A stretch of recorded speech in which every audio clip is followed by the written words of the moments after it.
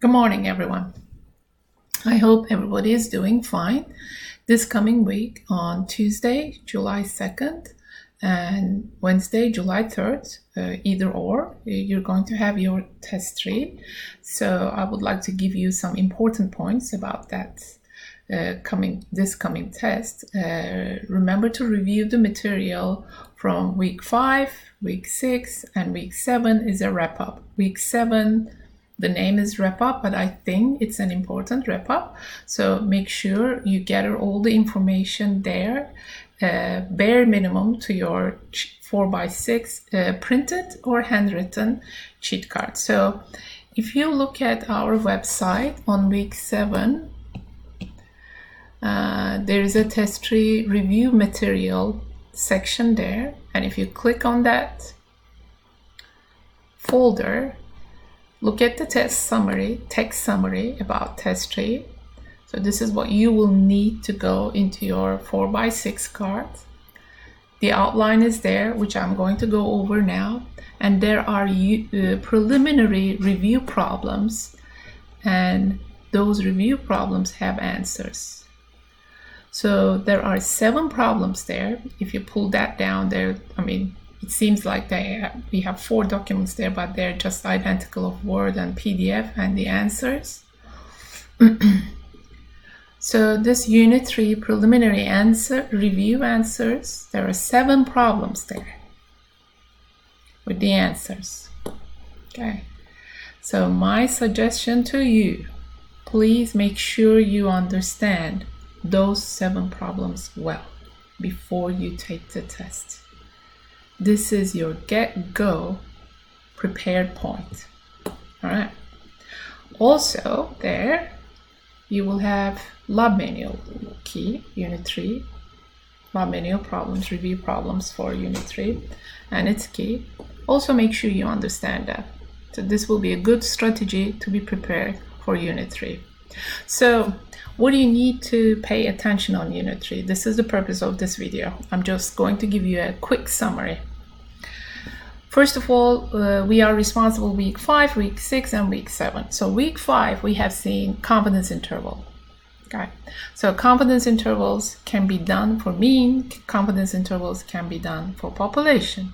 If you're doing a confidence interval for population mean, it means that we have a numerical data, right?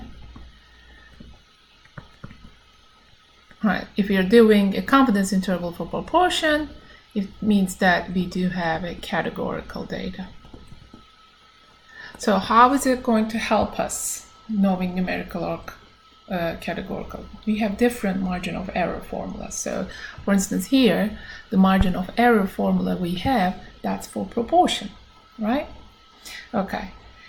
And then another confidence interval problem could be about minimum sample size. And there's a formula for that. It's in the text summary also. Make sure that it goes into your 4x6 cheat card. Also in confidence interval, we need to know some variables and their impact on the confidence interval formula. For instance, if we increase the size, right, n here, so we will be dividing p-hat and q-hat multiplication with a bigger number. Division with a bigger number will get this figure to a smaller number. When we have a smaller number here, then margin of error will decrease. So increasing n decreases E and decreases confidence interval. Okay. So if you increase the level of confidence interval, right? If it is 90%, 95%, 99%, what happens? You also need to know that. Now, coming back to hypothesis testing. H null only can contain equal, less than or equal, greater than equal symbols. H alternative can be not equal, less than, and greater than. Okay.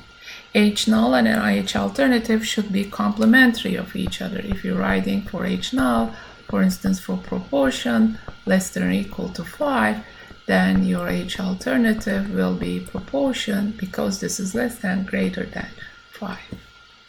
We are always using parameters here, P and mu. We cannot use X bar and P hat on hypothesis testing. All right.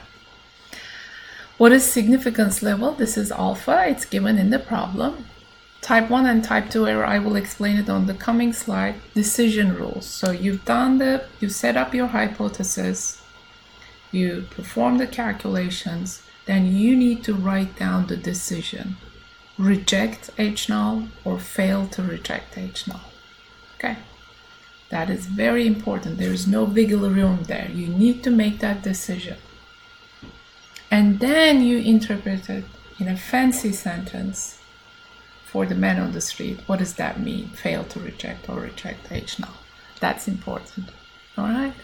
So there are formulas again. Hypothesis test for population mean, hypothesis test for population proportion, and the mean of the differences. So there are 3 hypothesis tests: proportions, categorical variable, means, numerical variable, or extended version of mean. Then we need to measure if there's a difference between the means or if there's a difference at a value.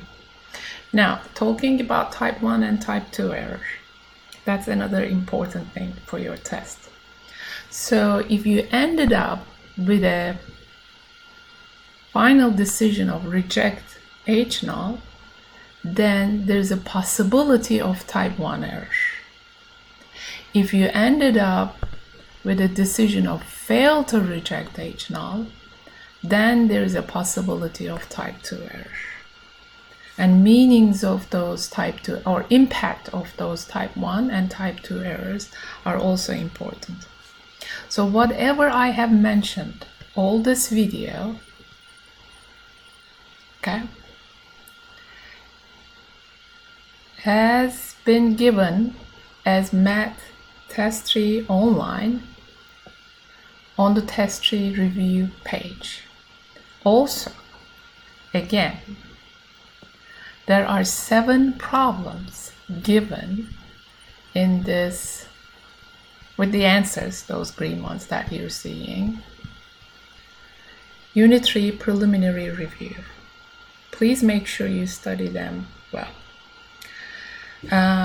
You need to post your test tree questions on the collaboration page here. There is test tree review questions, should be gone there. Some people already put it. Thank you for those who put it there. Okay, make sure you've done it by midnight tonight, and I will answer them. So there's another thing on, I believe, in week 6. What is this question asking? If you go to week 6, hypothesis testing. Yeah. What is this question asking? This is a quiz that will be useful for you to identify if you're going to solve a confidence interval problem or a hypothesis testing problem, or are you finding a minimum sample size? Okay, so I think it's open. You can still take it. That's all I wanted to say. Get prepared well, spare some time. This test scores must be much better than your test 2 scores. That's my hope. It's pretty straightforward. It's not as complicated as test 2. Reach me out if you have any questions, concerns, or comments.